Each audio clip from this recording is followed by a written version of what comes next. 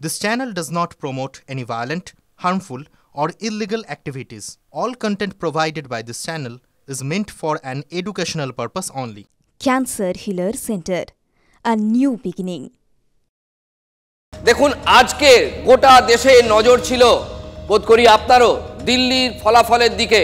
দিল্লির ফলাফলের যা ট্রেন্ড এখনো পর্যন্ত তাতে এটুকু বলাই যায়, 2.5 দশক পর দিল্লিতে বিজেপি ক্ষমতায় ফিরছে। 2.5 দশক পর দিল্লিতে বিজেপির ক্ষমতায় ফেরার ইঙ্গিত স্পষ্ট। আরও একটা বড় খবর এই মুহূর্তে, অরবিন্দ কেজরিওয়াল দিল্লির প্রাক্তন মুখ্যমন্ত্রী, আপের মুখ, আপের প্রধান, যার স্বচ্ছতা জিলোচা ট্যাগলাইন, যার রাজনীতিতে সেই কমন ম্যান, মাফলার ম্যান, তিনি বরাবর লড়াইয়ে পিছিয়ে থাকছেন। ষষ্ঠ রাউন্ড, সপ্তম রাউন্ডেও অরবিন্দ কেজরিওয়াল বিজেপির কাছে পিছিয়ে। মনীষ সিসোদিয়া, আতিশি, বড় বড় মুখ যারা আপ নেতৃত্বের, তারা প্রত্যেকেই কখনো সামান্য ভোটে এগিয়ে যাচ্ছেন, কখনো পিছিয়ে থাকছেন। পিছিয়ে থাকার প্রবণতাই বেশি। লিমা, একেবারেই তাই রাজা, এটা খুব ইম্পর্টেন্ট জানো তো, যে এই এগোনো পিছনোটা কতটা ভোটের ব্যবধানে এগোচ্ছে এবং পিছোচ্ছে।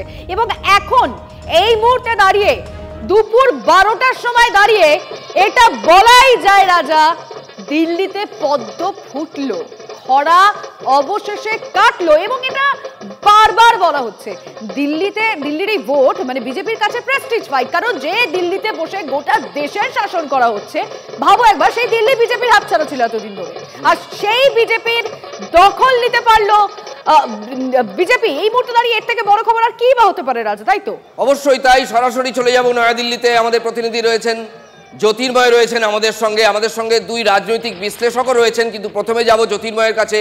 জ্যোতির্ময়, বিজেপির উচ্ছ্বাসের ছবিটা দেখতে চাইবো, আর লেটেস্ট ডেভেলপমেন্ট কি রাজধানীর বুকে এই মুহূর্তে?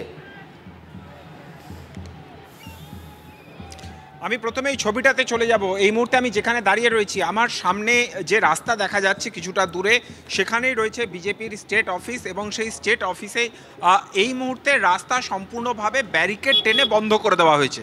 এই ব্যারিকেড পুলিশ টানেনি, এই ব্যারিকেড বিজেপির কর্মীরা তারা টেনে নিয়ে এসে নিজেরাই বন্ধ করে দিয়েছে। এবং বিজেপির বিভিন্ন পতাকায় এই ব্যারিকেড সম্পূর্ণভাবে সুসজ্জিত রয়েছে। এবং ঠিক ওই জায়গাতে এই মুহূর্তে সেলিব্রেশন চলছে। যে দিকটাতে আমাদের সবথেকে বেশি নজর ছিল তা হচ্ছে ব্যবধান কোন পর্যায়ে থাকে। অর্থাৎ প্রথম থেকেই আম আদমি পার্টি একটা আশঙ্কা করেছিল যে কোথাও ফাইটটা নেক টু নেক হতে পারে, কিন্তু সময় যত গড়াচ্ছে, ইতিমধ্যেই আমাদের কাছে যা খবর আসছে প্রায় 7 রাউন্ড ইতিমধ্যেই গণনা হয়ে গিয়েছে। ঠিক এবারে কিন্তু একটা কথা বলা যেতেই পারে যে জয়ের মুকুট বিজেপির মাথাতেই যেতে চলেছে, যদি না বিরাট কোনো উলটপুরাণ শেষের দিকের যে রাউন্ডগুলো রয়েছে সেই জায়গাতে হয়। এবং অরবিন্দ কেজরিওয়াল থেকে শুরু করে অতিশি, অপর দিক থেকে মনীষ সিসোদিয়া, অর্থাৎ যারা হেভিওয়েট, তারা প্রত্যেকেই এই মুহূর্তে পিছিয়ে রয়েছেন। এই ম্যান্ডেট, অর্থাৎ যখন হেভিওয়েটরা এক এক করে হাঁটতে থাকেন, তখন কিন্তু একটা ম্যান্ডেট স্পষ্ট যে মানুষের সমর্থন আম আদমি পার্টির থেকে যথেষ্ট সরে গিয়েছে। আর এই সরে যাওয়ার নেপথ্যে যেটা সব থেকে বড় কারিগর হিসেবে কাজ করেছে তা হচ্ছে এই আম আদমি পার্টি, তুমি যেমনটা বলছিলে যে একটা রূপকথার মতো তাদের জন্ম হয়েছিল এবং তারপর তারা মানুষের মনে আশার সঞ্চার করেছিল। সেই স্বপ্ন বাস্তবায়নের ক্ষেত্রে তাদের যেটা মূল হাতিয়ার ছিল, গরিব মানুষের জন্য একাধিক সুবিধা পাইয়ে দেওয়া, ফ্রিতে জল, বিদ্যুৎ থেকে শুরু করে হাসপাতালে চিকিৎসা এবং অত্যাধুনিক সরকারি স্কুল, যে ছবিটা আমরা একেবারেই পশ্চিমবঙ্গে দেখতে অভ্যস্ত নই, সেটাই কিঞ্চিত বিস্ময়ের। জ্যোতির্ময়, তুমি আমাদের সঙ্গে থাকো। আম আদমি পার্টি যারা একটা রাজ্য ছাড়িয়ে দিল্লির পর পাঞ্জাবে তাদের পা বাড়ালো, পাঞ্জাবে ক্ষমতা দখল করলো, তারপর তাদের যেটা ভিত্তিভূমি দিল্লি, সেই দিল্লি তারা হারাতে বসেছে 1 দশক পর। নিউজ রুমে রয়েছেন আমাদের সিনিয়র সাংবাদিক, আমার সহকর্মী সৈকতদার সঙ্গে কথা বলবো। এবং একই সঙ্গে বিশ্বজিৎ দাস রয়েছেন, তিনি রাজনৈতিক বিশ্লেষক। আরও একজন রাজনৈতিক বিশ্লেষক আমাদের সঙ্গে থাকবেন, একটু পরে জয়েন করবেন। প্রথমে সৈকতদার কাছে যাব। সৈকতদা, যে প্রসঙ্গটা আমি তুললাম, আমি আমার নিজের জায়গাটা ধরে রাখতে পারছি না, অথচ আমি পাঞ্জাবে পা বাড়িয়েছি এবং ভালো রকমভাবে জিতেছি সেখানে। এই জিনিসটা কেন হলো? পাঞ্জাবে পা বাড়ালো আপ, ক্ষমতা দখল করলো, অথচ দিল্লি হারাতে বসেছে। দেখো রাজা, পাঞ্জাবে আপ খুব ভালোভাবেই ক্ষমতা দখল করেছে, এ বিষয়ে কোনো সন্দেহ নেই। এবং আপ একটা সর্বভারতীয় জায়গায় পৌঁছতে চাইছিল, সর্বভারতীয় দল হয়ে উঠতে চাইছিল। দিল্লির মতো না ঘরকা না ঘাটকা একটা রাজ্যের প্রধান হয়ে থাকাটা অরবিন্দ কেজরিওয়ালের উদ্দেশ্য ছিল না। কিন্তু কবে থেকে বিজেপি প্রথম এই আপকে তাদের একটা সিরিয়াস প্রতিদ্বন্দ্বী বলে মনে করলো, যবে থেকে আপ গুজরাটে পা রাখতে শুরু করলো, যে মুহূর্ত থেকে আপ গুজরাটকে দখল করতে চেয়েছে, গুজরাটে গিয়ে প্রতিদ্বন্দ্বিতা করতে চেয়েছে বিজেপির সঙ্গে সরাসরি, তবে থেকে আপের বিরুদ্ধে বিজেপি একটা খুব জবরদস্ত ফাইট দিতে শুরু করলো। আপকে একটা তাদের প্রধানতম শত্রু বলে মনে করলো এবং সেই জায়গায় মনে করবার জায়গা থেকে তারা প্রথমেই চেষ্টা করেছে দিল্লিতে আপকে ধাক্কা দিতে। দিল্লিতে আপকে তারা ধাক্কা দিতে পেরেছে। 28 বছর পরে বিজেপি দিল্লিতে ক্ষমতায় আসছে, এটা নিশ্চয়ই একটা বড় ব্যাপার। কিন্তু তার থেকেও বড় কথা হচ্ছে যে 10 বছর একটানা আপ একেবারে প্রথম দফায় যখন 2015 সালে যদি আমরা দেখি, 2015 সালে আপ দিল্লিতে 67টা আসন জিতেছিল। তারপরে 2020 সালে তাদের আসন কমে বটে, কিন্তু সেটা তেমন কিছু নয়, কমে 63টা হয়েছিল। ফলে আপ একচ্ছত্র আধিপত্য করেছে দিল্লির ওপরে। এই দফায় বিজেপি উঠে পড়ে লেগেছিল আপকে তার আসন থেকে সরাতে এবং আপের কিছু ত্রুটি, আপের কিছু বিচ্যুতি। একটু প্লিজ সঙ্গে থাকুন, রিকোয়েস্ট করবো, কারণ এই মুহূর্তে দর্শকদেরকে একটা আপডেট দিতেই হচ্ছে। সপ্তম রাউন্ডের গণনা শেষে মনীষ সিসোদিয়া এবং আপের অন্যতম বড় মুখ, অন্যতম হেভিওয়েট নেতা, কিন্তু এখন বিতর্কের অন্যতম কেন্দ্রে কিন্তু এই মনীষ সিসোদিয়ার নাম রয়েছে। 240 ভোটে সপ্তম রাউন্ড গণনার শেষে পিছিয়ে রয়েছেন মনীষ সিসোদিয়া। আরো একবার জানিয়ে রাখলাম আমাদের দর্শকদের। লিমা, যে তিনটে আসনের দিকে আমাদের এই বাংলার যারা দর্শক তাদের সব থেকে বেশি নজর, কেজরিওয়ালের নয়াদিল্লি এবং এই যে জঙ্গপুরা, মনীষ সিসোদিয়া যেখানে দাঁড়িয়েছিলেন, মনীষ সিসোদিয়া দিল্লির প্রাক্তন উপমুখ্যমন্ত্রী, তাকেও জেলে যেতে হয়েছিল। কেজরিওয়াল নিজে পিছিয়ে, প্রাক্তন উপমুখ্যমন্ত্রী তিনিও পিছিয়ে, এবং আতিশীয় পিছিয়ে আমরা শেষ খবর পর্যন্ত যা পেয়েছিলাম, অর্থাৎ দিল্লির এখনকার মুখ্যমন্ত্রী। লিমা, আর এই মুহূর্তে দাঁড়িয়ে আপ নেত্রী প্রীতি ঘোষও আমাদের সঙ্গে রয়েছেন রাজা। সুতরাং আম আদমি পার্টি যে স্বচ্ছ ভাবমূর্তি নিয়ে দিল্লির মানুষের মন জয় করেছিল, সেখানে দাঁড়িয়ে তিনি অর্থাৎ আপ সুপ্রিমো নিজেই পিছিয়ে রয়েছেন এবং বাকিদের কথা তো আমরা বললামই। আমি প্রীতির কাছে ঠিক এই বিষয়টাই জানতে চাইবো যে আপনি বলছিলেন যে আরো সময়ের অপেক্ষা, 12টা বেজে গেছে, এখনো কি অপেক্ষায় রয়েছেন?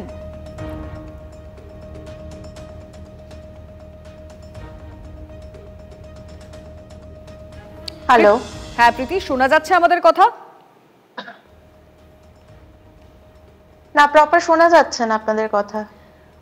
বেশ, আমরা যোগাযোগ করার আরো একবার চেষ্টা করব, আমাদের টিমকে বলবো আরো একবার প্রীতি ঘোষ আপ নেত্রীর সঙ্গে যোগাযোগ করার। কিন্তু বিশ্বজিৎ দাস রাজনৈতিক বিশ্লেষকও আমাদের সঙ্গে রয়েছেন, তার সঙ্গেও কথা বলতে চাইবো। এই মুহূর্তে দাঁড়িয়ে একটা কথা বলে দেওয়াই যায় বিশ্বজিৎ বাবু, যে খরা কাটিয়ে দিল্লিতে পদ্ম ফুটেছে, নিজেদের যে একটা প্রেস্টিজ ফাইট নিজেদের মধ্যেই ছিল, কিন্তু কোনো মুখকে সামনে না রেখে কিন্তু বিজেপি এই লড়াইটা করলো, বড় মুখকে।